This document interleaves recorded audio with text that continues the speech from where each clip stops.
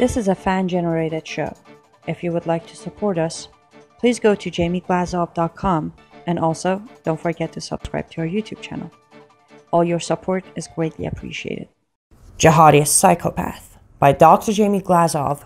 I will tell you as an expert on Sharia, as a former child bride who has suffered and faced my own jihadi psychopath, I want you to go and order this book on Amazon.com or go to jamieglazov.com. Get a copy for yourself. You know why? Because you need to be equipped with the knowledge to fight our enemies so you can save your daughters and your granddaughters from future of Islam. Hi, this is John Guandolo with Understanding the Threat, and this is your John Guandolo moment brought to you by the Glazov Gang.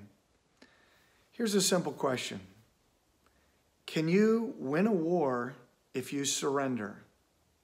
The answer is no.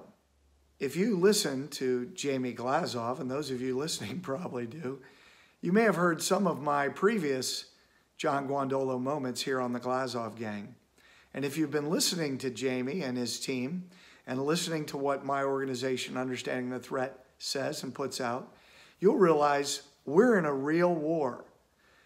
A war against the Islamic counterstate and the Marxist counterstate, or you can call them the Islamic movement and the Marxist movement.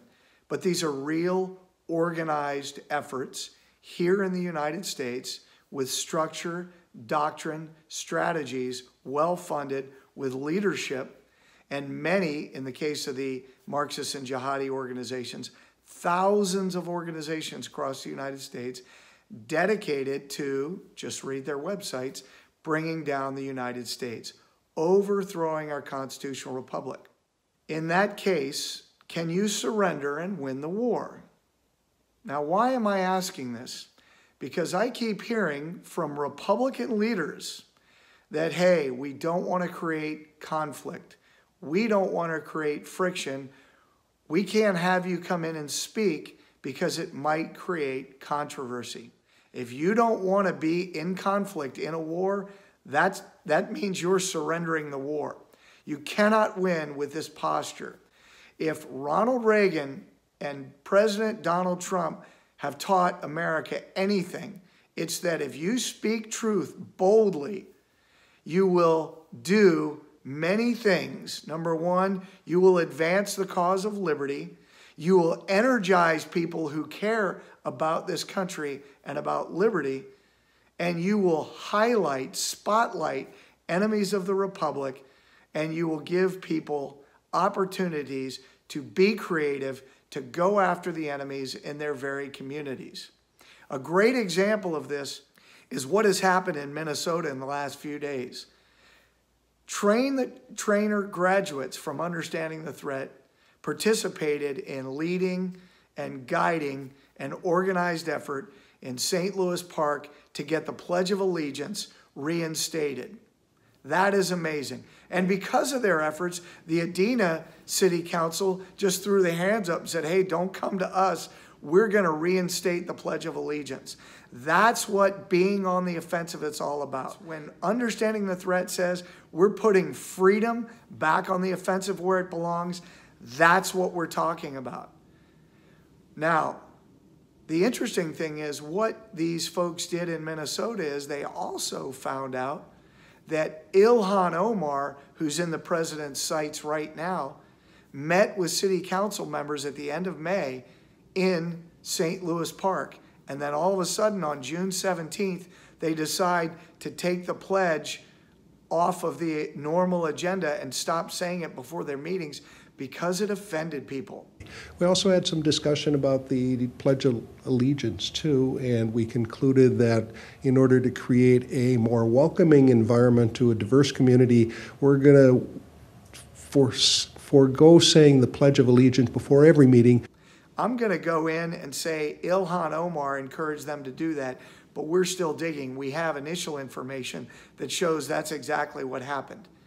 This is a great victory for American citizens and a defeat for the Sharia-adherent Muslims and a defeat for the Marxists, several of whom occupy spaces on the St. Louis Park City Council. One more point.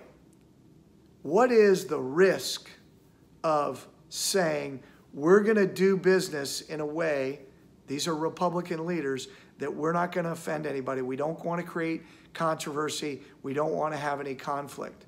What do you do when you say those things and you behave that way? Number one, you show that you have no initiative. You show that you're a poor leader, and you discourage patriots who see the threats from the Marxists and the jihadis. You discourage them. So folks, if you're out there and you're a constitutionally minded patriot who understands the ideals in the Declaration, and you're tired of weak-kneed, cowardly Republican leaders, encourage them. Don't just cast them aside. There are many good men and women who are afraid to take action.